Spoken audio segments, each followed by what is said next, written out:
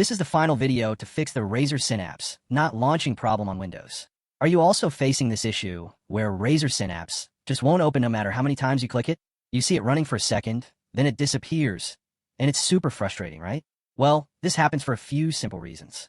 Sometimes, Synapse files get corrupted after a Windows update, where your antivirus blocks it from running in the background.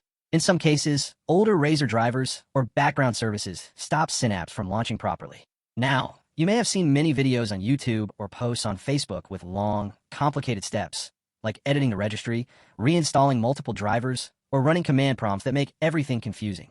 But trust me, you don't need to go through all that. When I faced this same issue, nothing worked until I found a secret, super simple trick that made Razer Synapse open instantly.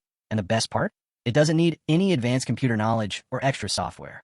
If you want me to make a step-by-step tutorial showing that exact easy fix that really works, then comment down below. And don't forget to subscribe to Rexus HD, because I'll be sharing that simple method soon, so you can fix your Razer Synapse problem once and for all. Stay tuned, and I'll see you in the next video.